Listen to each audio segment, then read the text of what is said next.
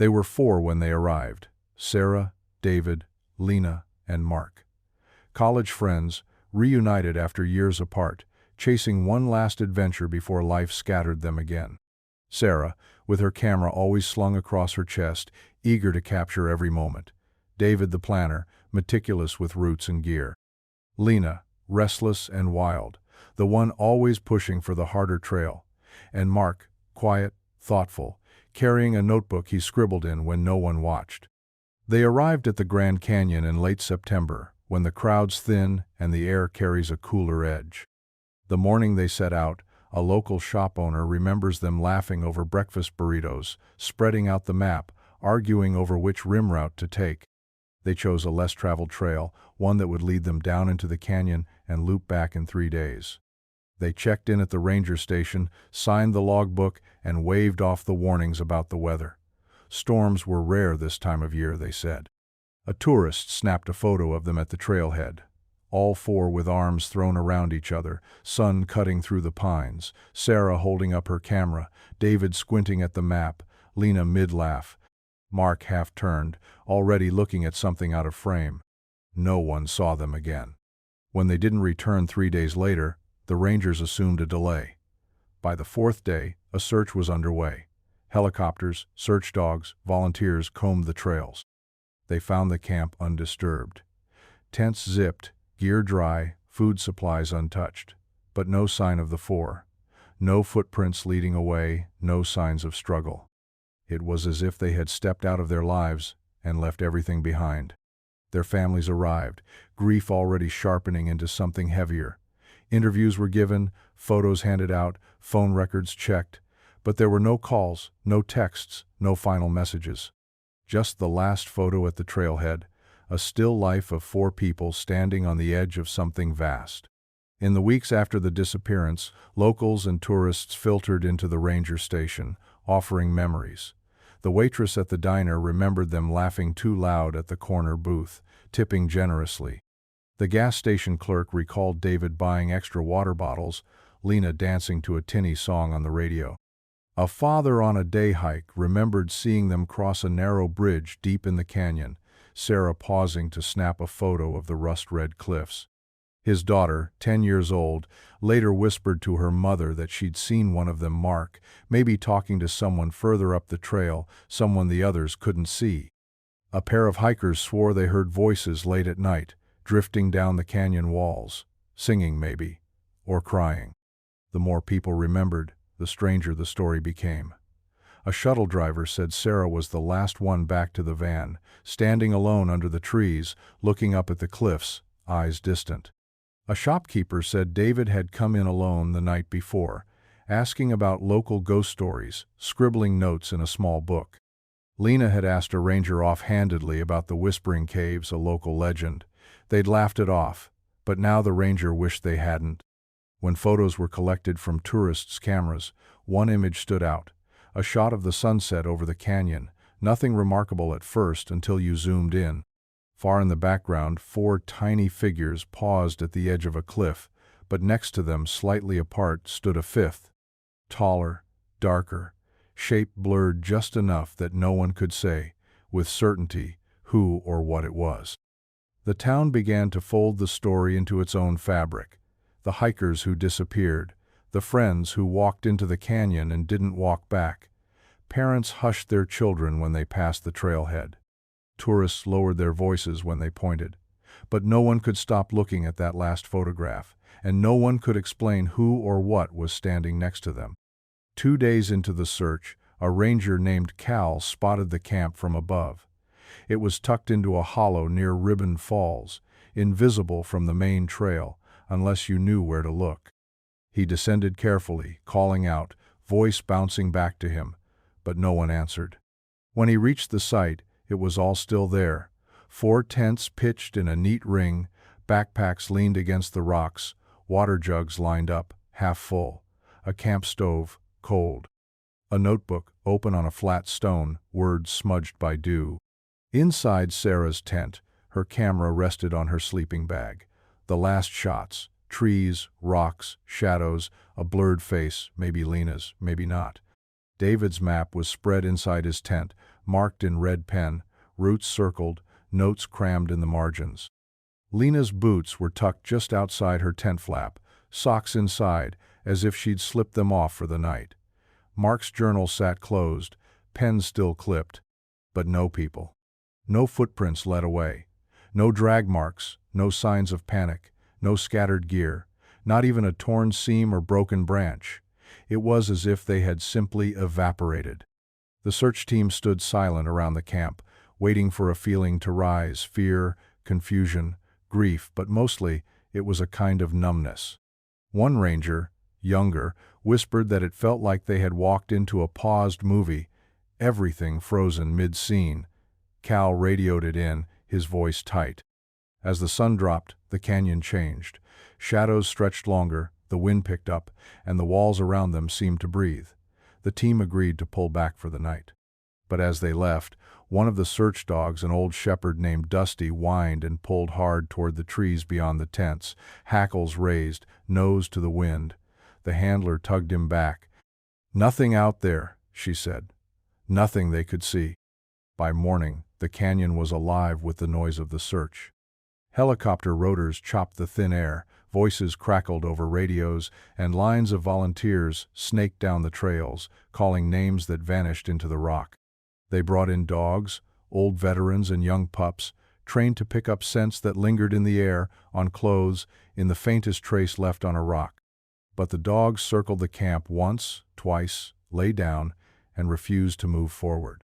Teams fanned out, tracing every marked path, every unmarked crevice. They swept the riverbanks, scaled loose rock faces, checked hidden caves.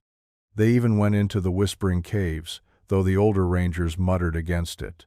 No one liked how sound behaved in there, how you could hear your own voice come back wrong. By the third day, they expanded the perimeter. A base camp was set up at the rim. Families arrived, sleepless, clinging to hope like it was something solid. Reporters came too, cameras trained on worried faces, microphones catching every tremor. At night, searchers huddled in groups, watching the dark press in around their lanterns. Some swore they heard voices echoing high above, soft and almost laughing. Others saw shapes dart between the rocks, always just outside the edge of light. Cal sat by the radio, listening to the static. He wanted to believe they were just lost, huddled somewhere waiting. But the canyon was a place where waiting could turn into something else. On the fifth day, one of the search teams came back pale and shaking. They'd found something on a ledge, a handprint pressed into the dust, small, sharp-fingered, not quite human. And next to it, a mark on the stone, a deep gouge as if something with claws had been there first. By the seventh night, the canyon had started to answer back. The search teams spread farther, slipping between rock towers and narrow switchbacks, voices hoarse from calling the names, Sarah, David, Lena, Mark. But after dark, when the campfires flickered low and the radios went quiet, the sound would rise. Faint at first like a cough against the wind, then clearer, a voice, or maybe more than one, floating down the walls of stone. Some said it was just the canyon playing tricks. The way sound bounced here, the way a whisper could carry for miles, reshaped by curves and crags until it barely belonged to the mouth that made it. But others weren't so sure. A young volunteer, Ellie, swore she heard Lena's laugh 2 nights in a row, light, quick, the way she'd laughed at the diner when they teased her for double-checking the trail snacks. A ranger named Kyle reported hearing someone call help from deep below the ledge he was sweeping, but when they lowered down, there was only rock, dust, and the hush of wind. Dogs pricked their ears at nothing, staring into the dark as if waiting for someone to step forward. At the river's bend, one team swore they saw a figure across the water, waving. They shouted, scrambled to the shore, but the figure didn't wait. It dissolved into the rock-like mist. By day, the searchers marked routes and cataloged footprints, but by night, they whispered about what they were hearing. A voice here, a laugh there, sometimes even footsteps right outside the tents, fading when they unzipped the flaps. Cal kept his doubts to himself, but even he heard it once. Mark's voice, sharp as a snapped twig, right behind him on the trail. When he spun around, heart hammering, the trail was empty.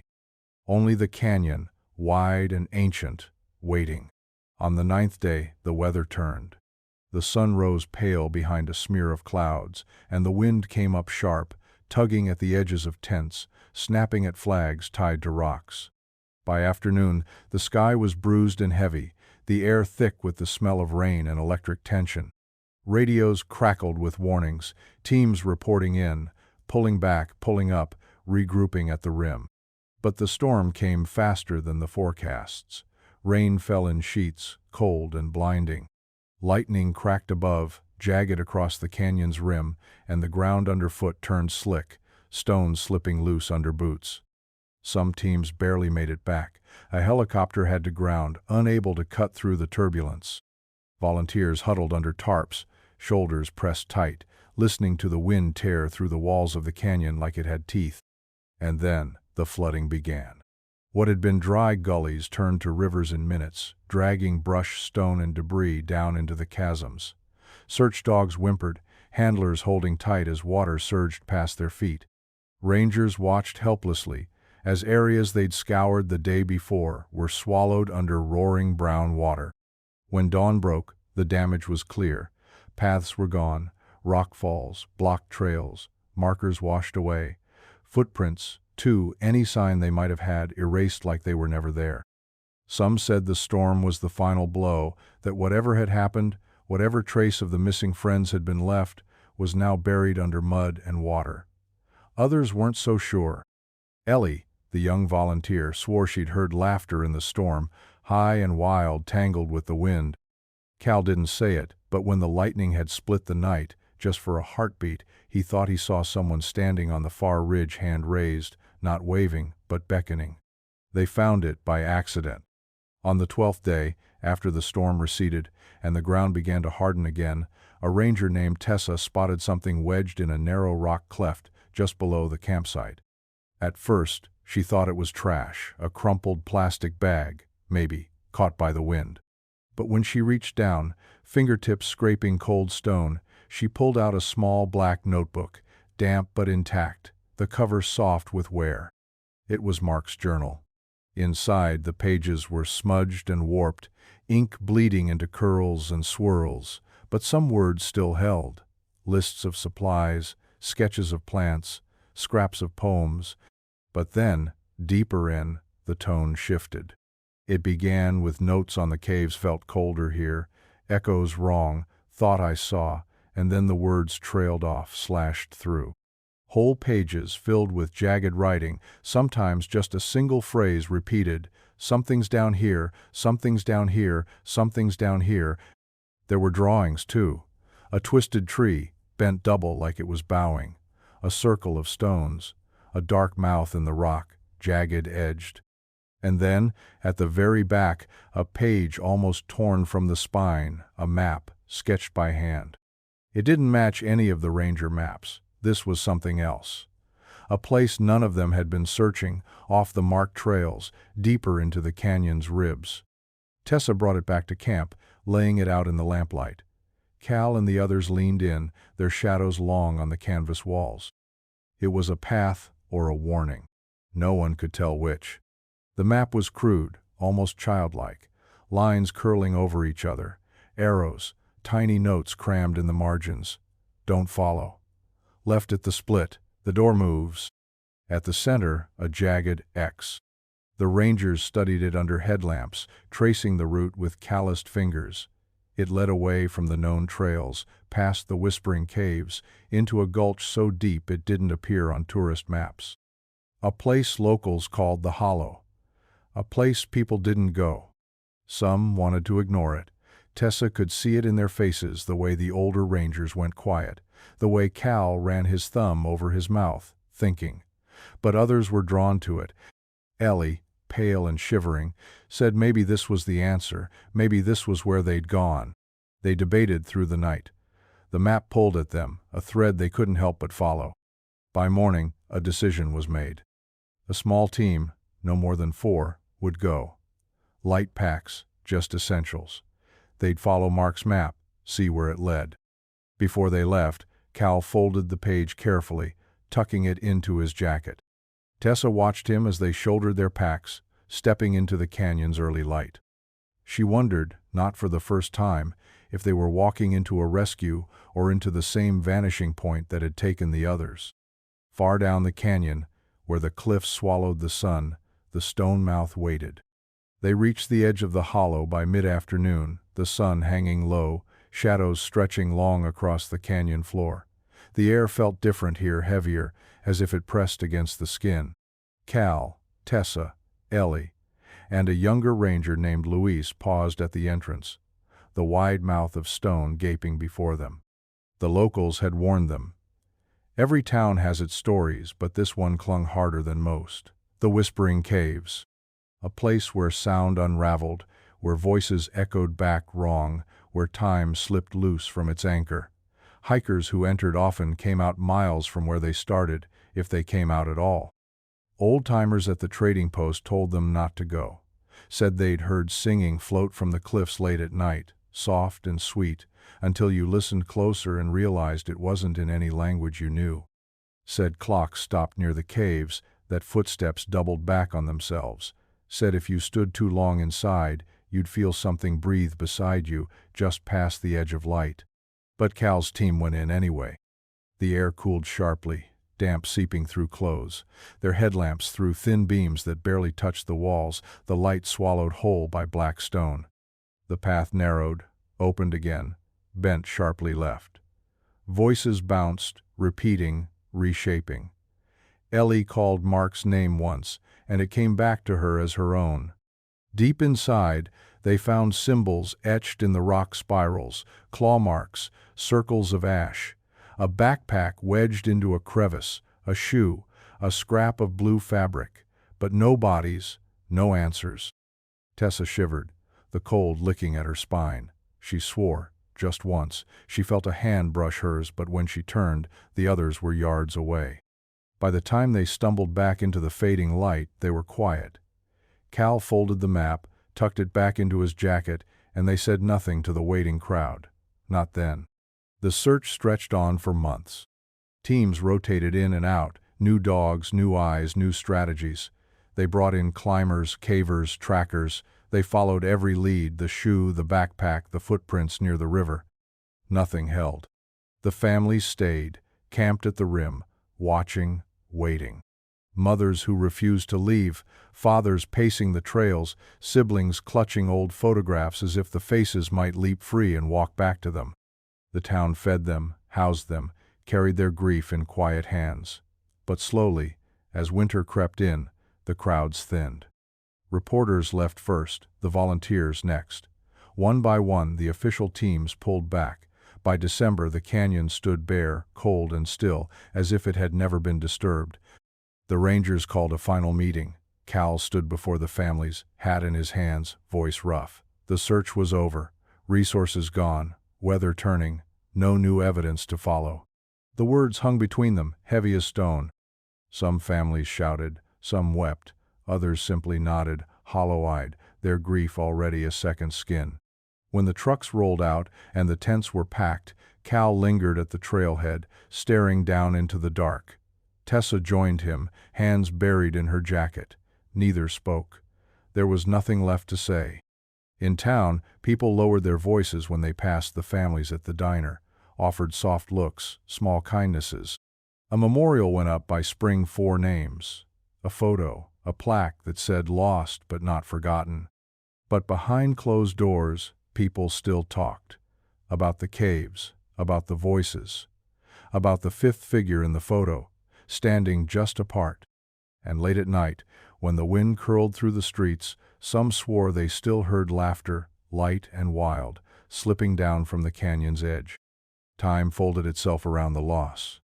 Seasons turned, the canyon changed colors and moods, green in spring, searing red in summer, pale and brittle under winter frost. The families went home, or tried to, their lives shaped around the emptiness that never quite settled.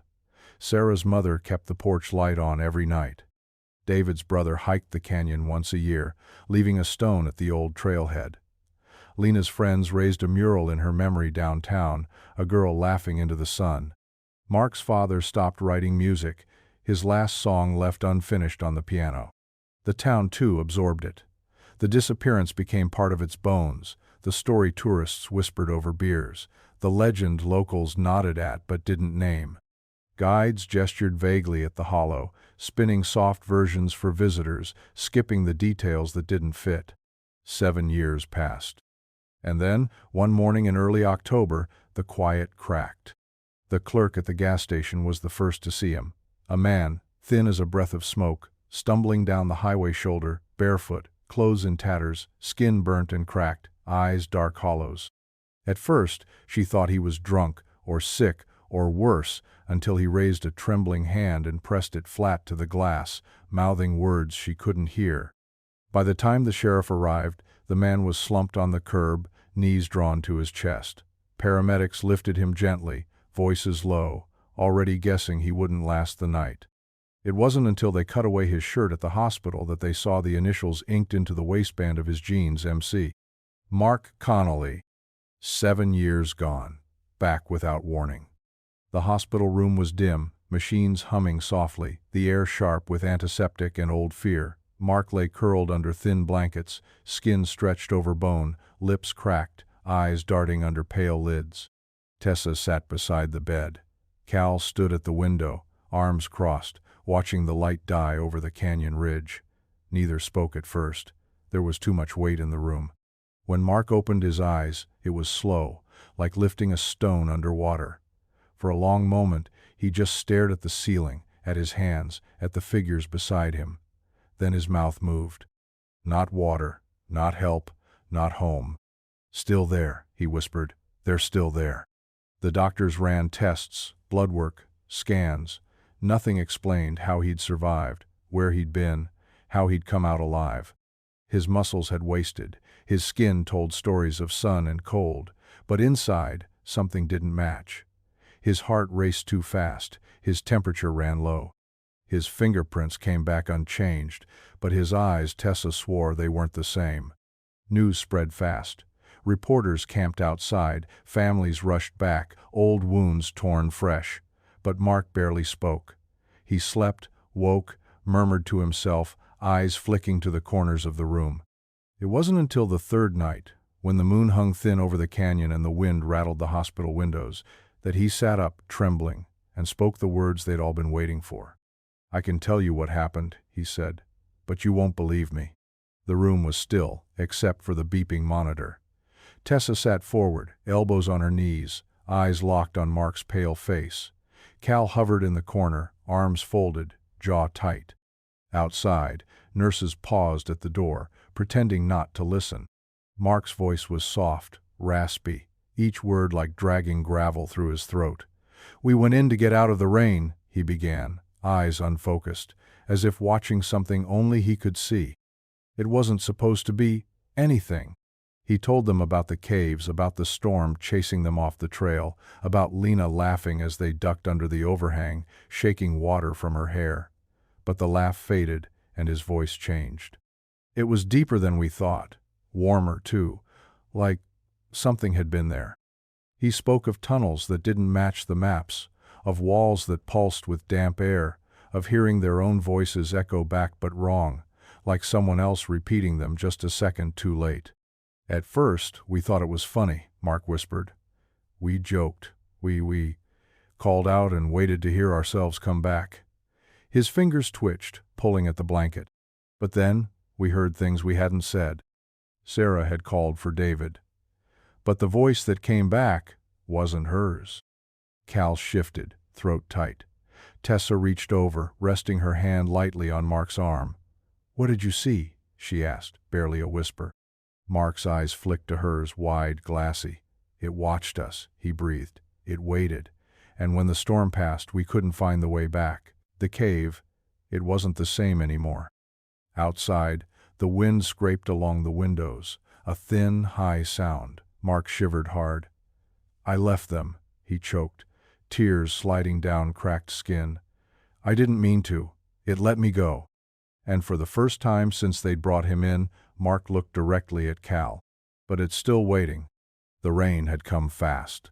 By the time they saw the storm rolling over the canyon rim, There was nowhere to run but down into the crevice, under the rocks, deeper into the folds of stone.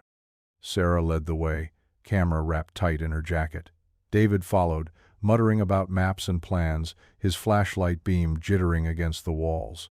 Lena whooped, fearless as always, leaping down the last few feet like it was a game. Mark came last, eyes flicking over his shoulder, uneasy. The entrance was narrow, just a crack in the cliffside, but inside it opened wide, swallowing them into cool, damp dark. Their voices bounced around, overlapping. Sarah laughed, David cursed softly, Lena called out to hear her own name roll back. But deeper in, the air thickened. The light from their headlamps skidded off the stone, swallowed before it could touch the far walls. The walls themselves seemed to shimmer, rippling faintly, though none of them wanted to say it out loud. Mark saw David stop, frown at his compass, shake it. Sarah's breath hitched, her camera wouldn't focus, no matter how many times she adjusted the lens. They made camp in a hollow, spreading out sleeping bags, lighting a small camp stove. For a while, it felt almost normal. They ate protein bars, teased Mark about his notebook. Lena told stories about local ghost legends. Sarah snapped blurry photos. But when they turned off the lights, the whispers began. Soft at first, like wind through cracks. Then, clearer. Words they couldn't quite catch, names that sounded almost like their own. Footsteps, maybe just beyond the ring of their camp, circling. Mark sat up, clutching his notebook, heart hammering in his chest. David reached for his flashlight, but it sputtered, flickered, died. Somewhere deep in the tunnel, something laughed. They huddled close, breathing hard, waiting for the storm to pass, waiting for the sun to rise. But the night stretched long, and somewhere between one heartbeat and the next, Mark realized the storm outside was no longer the thing they should fear. Morning never came. They waited, curled under blankets, flashlights flickering, ears straining for the sound of rain easing, but when Sarah finally peeked outside, the storm was gone, and so was the way back. The entrance had shifted. Where they had come in, there was now only rock, smooth as if no break had ever existed. David swore, pounding his fists against the wall, but it gave nothing back. Lena ran ahead, torchlight dancing, yelling that there had to be another exit, another crack, another something. They followed. The tunnels wound deeper, twisting in slow, impossible angles. Mark traced his fingers over the walls, feeling grooves, symbols maybe, or scratches, or something older, something that hummed faintly under his skin. Sarah took photos, each flash revealing shapes they hadn't seen in the beam, spirals, crude stick figures, eyes. But time was the first thing they lost. Their watches failed, hands freezing, digital screens blinking nonsense. What felt like hours passed, then minutes, then stretched again. Hunger came and went, sleep pressed down in sudden waves. David checked his phone and found the date had slipped forward, back, then forward again. The air was thin, but the whispers thickened, curling around their ankles, brushing past their necks. When they turned sharply, expecting to see each other, they saw nothing. Lena laughed once sharp, wild, and said, "I think we're walking in circles." But her voice didn't quite match her mouth, and Mark's chest squeezed cold. Ahead, the tunnel split. Two paths, both dark. On the wall, a handprint, long-fingered, smeared in something dark. Underneath, a mark carved deep. You choose. They didn't remember deciding, only stepping forward. The air shifted. What had been rough stone smoothed to something glassy, light slipping over it without landing. Sarah stumbled, hand skidding along the wall, pulling back with a hiss cold, sharp, as if the rock itself bit. They moved by instinct now, one foot in front of the other, flashlight stuttering, voices dropping to murmurs. Lena led, always just ahead, her silhouette jerking in and out of the beam. David clutched the map, though it no longer matched anything they saw. Mark tried to write, but the pages blurred beneath his pen, the words sliding away before they settled. Somewhere behind them, footsteps echoed extra ones, light, fast, too many. Mark turned again and again, heart hammering, but saw only his friends. only their shadows. Only their voices, thin and stretched. The tunnels bent, left, down, right, down again, space folded. Sarah swore they had passed the same crack in the wall 5 times. Lena laughed too loud. David stopped answering when they called his name. Mark began to feel his own body pulling strange feet heavy, breath thin, head thick. But worse was the pull in his mind, as if a string had been threaded through his thoughts, tugging gently, leading him where it wanted. They stopped once, only once, in a chamber shaped like a throat, the ceiling arching high, the walls slick and damp. In the far corner, a figure waited. It didn't move, it didn't breathe, but when Sarah raised her flashlight, the battery gave out, and the darkness roared back in. Lena whispered, "Keep going," her voice too calm, too even. So they did. Down and down, until they no longer remembered where they had begun or why. It started with the light. Mark's flashlight flickered, then failed. Sarah's camera battery drained, the lens shutter stuck mid-blink. David's phone, once glowing with the faint reassurance of a map app, went black. Only Lena's headlamp remained, a narrow spear of light cutting through the dark, but even that wavered, the beam jittering like it had to fight the air itself. Panic crawled up under their skin. They tried to stay together at first, huddled close, hands brushing, whispering reassurances that no one quite believed. But the walls seemed to shift when they weren't looking, the tunnel mouth curling left, then right, narrowing, splitting, multiplying. Their voices bounced back wrong, sharp-edged, whispering over themselves. Sarah was the first to break. "We should split up," she breathed, arms tight around herself. "We can cover more ground, find another way out." David shook his head, muttering, eyes wide, but Lena put a hand on his shoulder, squeezing hard, saying, "It's the only way." Mark tried to write it down, make sense of it, but his fingers shook too hard to hold the pen. They divided. Lena down the left fork, David down the right, Sarah circling back toward the entrance they could no longer find, Mark in the middle, heart hammering so hard it echoed in his ears. "Call out," Lena called, voice light, too light. "We'll keep each other close." They did, at first. But the calls stretched thinner, longer between, until Mark only heard faint snatches, Sarah's sharp breath, David's voice cracking, Lena's laugh frayed at the edges. And then, at last, only his own footsteps, scraping soft against stone. He closed his eyes. The dark was no worse with them open. It was David. Mark realized it slowly, like waking into a nightmare already in motion. The calls that had looped through the tunnels, David's voice rising sharp, then cracking into something small, then gone. At first, Mark told himself he'd just missed the sound, that the stone was eating their voices again, that David was just around the bend, maybe crouched, maybe waiting. But when Sarah stumbled back into the main tunnel, wide-eyed, mouth working without sound, and when Lena appeared soon after, lips drawn tight, Mark knew. David wasn't coming back. No scream, no scuff of boots or clatter of rock. One moment, there were 4. The next, there were 3. Sarah shook, eyes glassy, whispering. He was just there, he was right there. Lena gripped her arm hard, too hard, pulling her close, muttering that it was fine, that they just had to keep moving, that they'd find him. But Mark saw the flicker in her eyes, the sharp tilt of her mouth. She knew. They all knew. The tunnels seemed to narrow after that, folding in, the air sharp as glass, the dark heavier, leaning in close. Mark felt it at his back, brushing the fine hairs at his neck, tugging at the edge of his thoughts. They walked faster, not running, not yet, but faster, like they could outrun the crackling wrongness snapping at their heels. And when they passed the place where David had been, they saw only the imprint of his boots in the dust, no drag marks, no trail. Just absence, shaped like a man. After David, everything changed.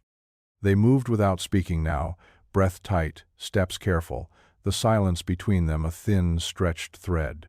Sarah clutched her camera, the strap wrapped twice around her wrist, fingers white-knuckled.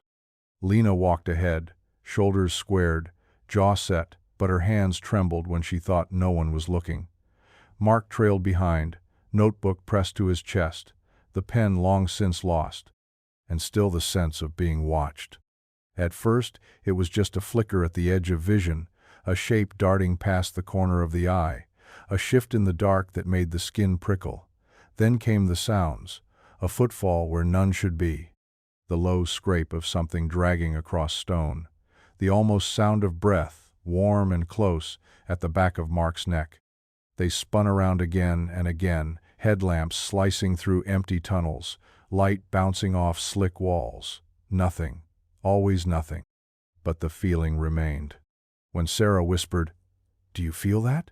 No one answered, but they all did. Sometimes the presence pulled back, just outside the ring of light. Sometimes it pressed closer, close enough that Lena flinched when something brushed past her hair, close enough that Sarah swore she heard her name hissed low, right against her ear. Mark tried to count the seconds between the sounds, tried to make a pattern, a meaning, but the numbers tangled in his mind, slipping loose like thread through cold fingers. They kept moving. Not because they thought they could escape, but because stopping meant letting whatever was in the dark catch up. The realization came slow, then all at once. They had been here before. Sarah stopped first, hand brushing a mark on the wall, a smear of ash, a scratched X, one they'd passed hours ago, or minutes, or days. Mark blinked hard, chest tightening, staring at the ground, boot prints layered over boot prints, looping, folding, erasing and repeating. Lena pressed her palms to the stone, breath shallow, eyes darting to the ceiling, the walls, the narrow mouth ahead. The tunnels weren't leading anywhere. They were folding in. They tried to retrace their steps, turning sharp corners, climbing narrow ledges, squeezing through breaks in the rock, but every path bent back into itself. Every tunnel led to another that looked the same, smelled the same, sounded the same. Mark felt the shift deep in his bones, a low hum in the stone underfoot, like the canyon itself was moving, reshaping, breathing. Sarah began to sob quietly, the sound thin and small, a child's sound. Lena kept moving, sharp and quick, calling out, voice sharp, slicing the dark, but it came back to her wrong, bent, as if someone else were speaking just behind her. Mark pressed his hand to the wall, feeling the cool press of it, the strange pulse, the slow, creeping certainty that there was no way back. They were inside something that did not want them to leave. It appeared when they had nothing left. Sarah had collapsed hours ago, curled against the wall, her breath thin and rattling. Lena paced in circles, hands dug into her hair, muttering under her breath, nails torn and bleeding. Mark sat cross-legged in the dirt, notebook limp in his lap, eyes fixed on nothing. That's when the figure came. At first, Mark thought it was a trick of the dark, a shape just past the reach of his ruined headlamp, something his mind had conjured to fill the crushing emptiness.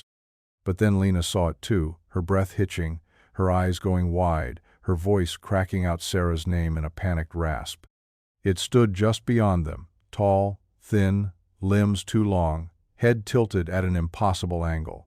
No eyes, no mouth, but it spoke. Not in words, not exactly. In thoughts that pressed into their skulls, heavy and cold, like fingers pushing at soft clay. One. That was all. Mark's heart hammered so loud he thought his chest would split. Lena pulled Sarah close, shaking her, whispering, begging. But Sarah only blinked up at the ceiling, eyes glassy, mouth slack. One. The figure pressed again. A bargain, a door out, but a price. Mark's throat closed tight. He thought of David, gone without a sound, of the way the tunnels had bent, reshaped, led them here like cattle to slaughter, of this thing waiting for them to break. Lena gripped his arm, hard, her nails digging into his skin. "No," she whispered. "No, no, no." But the dark waited, and the figure did not move. It was Lena. Mark wasn't sure when the choice was made, whether they all knew it or whether it just settled, thick and heavy, into the space between them. She was the strongest, the loudest, the one who had kept them moving, pushing, fighting. And maybe that was why. She rose without a word, steady now, her breath even. She smoothed Sarah's hair back, pressed her lips to Mark's forehead, gave the faintest, saddest smile. And then she turned to the figure, shoulders squared, head high. Mark tried to move, to stop her, to reach out, but his body felt made of stone, his voice a ragged thread. Sarah whimpered softly, barely there. Lena stepped forward. One step, then another. The figure opened, not with arms, not with a mouth, but with space, a rift, a pull, a fold in the dark. Lena crossed into it, and the cave seemed to sigh, a sound like the earth itself giving way. Mark's chest crumpled. Sarah let out a thin, broken sound. But the exit never came. The walls pulsed once, hard, a heartbeat through stone. The figure remained. And Mark understood in the cold marrow of his bones that the sacrifice had been a beginning, not an end. After Lena was gone, the cave fell silent. Sarah slipped away next, not in some violent moment, but in the small, quiet erosion of herself. She stopped moving, stopped responding. Her breath grew thin, and then it simply stopped. Mark sat beside her for a long time, fingers wrapped around her limp hand, rocking slightly, the sound of his own heart loud and strange in his ears. And then it was just him. He wandered. He doesn't remember deciding to move, doesn't remember standing, doesn't remember packing what little he had left. One moment he was beside Sarah, the next he was somewhere else in a tunnel that curved like a throat, in a chamber that shimmered at the edges, in a shaft of stone that pulsed faintly under his palms. Time slipped. He ate when his stomach hurt, slept when his eyes burned, but the hours bent, folded, shattered. Sometimes he dreamed of light and woke to darkness. Sometimes he dreamed of darkness and woke to himself standing, moving, whispering words he didn't remember learning. He counted his steps, then he lost count. He marked walls with his fingernails, then found the same scratches days later, or minutes later, or maybe they were never his at all. The thing the presence never left, sometimes close, sometimes far, sometimes brushing just past, cold as breath on his skin. Sometimes he called out, screamed into the hollow places, begged, cursed, prayed. Sometimes his voice was the only one he heard. Other times, it wasn't. When they found him, when Mark stumbled out of the canyon, barefoot, skin cracked, eyes hollow, the sun felt wrong on his face. The world had gone on without him. 7 years, 7 birthdays missed, 7 Christmases, 7 empty chairs at every table. But in Mark's chest, it felt like a handful of days, maybe a week, maybe less. The doctors told him his body bore the marks of long-term deprivation, malnourishment, muscle loss, fractures healed wrong, but his mind spun in another orbit. He remembered some days stretching long as lifetimes, sitting in a corner of the cave, watching dust spiral in a beam of faint light. He remembered other stretches blinking past, waking with his hands raw, his feet bloodied, his voice hoarse from screaming. Time had folded over itself, looped and broken like the tunnels. Sometimes in the hospital bed, Mark felt the pull again, as if the cave still held a part of him, as if part of him still wandered there. He'd blink, and the walls would ripple. The shadows would shift. The hum would rise under his skin, low and sharp and sweet. They said 7 years. Mark counted 1. Or none. Or forever. There was no moment of decision. Mark had tried everything, the counting, the marking, the calling, the crawling. He had screamed his throat raw, scraped his fingers to the bone tracing the walls, begged whatever watched in the dark to take him to end it. He had run until his legs gave out, curled into corners until his mind slipped loose, whispered Sarah's name into his hands, whispered Lena's, whispered David's. And then something inside just hollowed. It didn't feel like surrender, it felt like forgetting. He stopped trying to move with purpose, stopped trying to make sense of the tunnels, stopped looking for landmarks, stopped straining for sounds that weren't his own. Hunger dulled, time frayed. His body grew light, his feet floated over the stone, his breath slowed until even that was barely a flicker. And somewhere inside that emptiness, the cave began to change. At first, it was a feeling, a shift in the air, a slight softening at the edges of the dark. His own footsteps echoed less sharply. The whispers fell quiet. The press of the unseen, that constant weight on his back, lifted just slightly, as if whatever waited there had turned away, bored now, no longer interested. Mark lay flat on the cold ground, palms open, eyes half closed. For the first time, he didn't listen for an end. That's when the way out found him. It wasn't a door. Not in the way Mark had always imagined escape: a crack of light, a broken wall, a path suddenly remembered. It was more like the cave itself, thinned, stretched, frayed at its seams. One breath, and the dark was whole. The next, and something lighter slipped through. Mark rose, unsteady, body moving without command. His feet carried him forward, toward a patch of wall that shimmered faintly, a place where the stone pulsed in and out of focus, almost trembling. He touched it barely, just a brush of his fingertips, and the rock gave way like water. The air hit him first, sharp, wild, sunlit. His knees buckled, the world tilted, sound crashed down, roaring in his ears, wind, sky, birds all at once. Mark stumbled forward, half blind, crawling, gasping. The canyon opened above him, massive, endless, blue-streaked and blinding. The ground was dust, real dust, sharp under his hands. The light hurt, the air hurt, his body hurt. But he was here. Somewhere behind him, the cave shuddered, then sealed, not with a sound, not with a rumble, but with a soft, final hush, like the last exhale of a sleeping thing. Mark never saw the doorway again. The sun was too big, too bright. Mark blinked hard, eyes watering, skin burning under light that felt sharper than memory. He stumbled up the rocky slope, knees shaking, hands scraped raw. At the rim, cars passed, slow, steady, familiar in shape but strange in detail, newer models, colors he didn't know. A woman in a hat slowed as she passed, eyes flicking to his bloodied feet, his sunken face, her mouth opening in alarm. Then voices, hands on his arms, someone calling for help. A siren in the distance. But when they leaned close and asked his name, the looks shifted. "Mark Connolly?" they repeated. "The missing hiker. 7 years ago. Are you sure?" He was sure. His name, his face, his memories, the weight of them all crushed his chest. But the world had folded forward without him. The search had ended, the stories faded, the families moved away or moved on. There were no vigils, no news crews waiting. David's brother had left the state. Lena's parents divorced, separate lives, separate homes. Sarah's mother, the one who'd left the porch light on, had died 2 winters ago.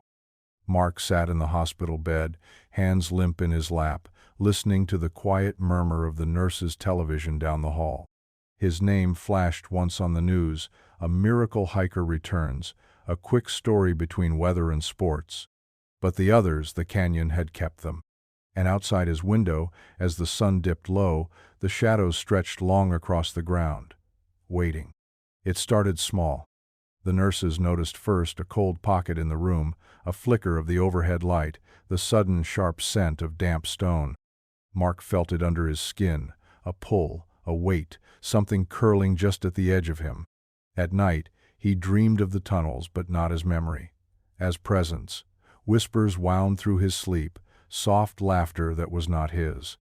When he opened his eyes, sometimes the shadows were too thick in the corners. Sometimes the dark held shape. The doctors called it trauma, disorientation, lingering psychosis. Mark nodded, let them take their notes, smiled when they asked if he felt safe. But in the quiet hours, when the hallway stilled and the night deepened, he felt it stir. It hadn't let him go. Not really. It had followed, curled in the hollow places, riding the seam where time had cracked. Sometimes, in the mirror, Mark caught glimpses of something just behind him, too tall, too thin, tilting its head in the way the figure in the caves had done. Sometimes, when he spoke, he heard an echo that wasn't quite his voice. The world had moved on, but Mark hadn't come back alone.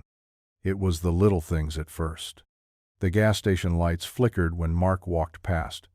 The cashier said the back storeroom felt colder, even when the heat was on. At the diner, the cook swore he saw a tall figure in the window after closing, just standing, head tilted, watching. People laughed it off at first. A joke, a shiver, a town brushing up against old stories they had almost let fade. But the mood shifted. Pets whined at corners, refusing to enter rooms. Cell phones glitched, screens filling with static. Then came the voices.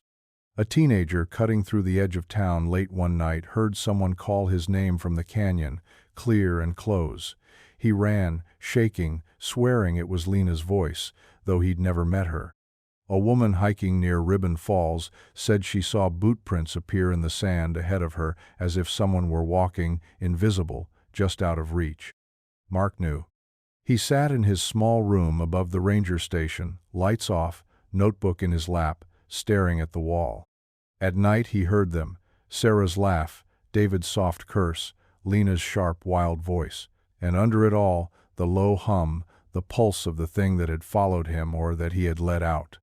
It was hungry, he realized, but not for food, for presence, for attention, for memory. And now the town was remembering. Mark spoke at last on a cold night, wind rattling the window panes, the moon thin as a knife edge. Tessa sat across from him, hands wrapped tight around a mug of coffee gone cold. Cal leaned against the wall, arms crossed, face pale. Mark's voice was soft, cracked with the weight of years. "It was never a cave," he said. "Not really, not just stone and dark." He told them of the shifting paths, the whispers, the figure with no face, of Lena stepping forward, of David's sudden absence, of Sarah's last, shallow breaths. Of the moment the cave opened, not as escape, but as release, as if it had chosen to let one piece of itself slip free. "It waits," Mark murmured, eyes distant. "It's always waited. It feeds on us, not on bodies, but on being." He tapped his temple softly. "On thought, on knowing, on memory." Tessa's hand trembled. Cal swallowed hard. "Why you?" Tessa whispered. Mark gave a small, broken smile. "Because I was the one who understood last, and now," his gaze flicked to the window, where the shadow stretched impossibly long across the ground. "Now it's here. Some places," Mark said, "are hidden for a reason. Some disappearances are not meant to be solved, and some stories are not escape stories at all, they're invitations." This story was intense. But this story on the right-hand side is even more insane.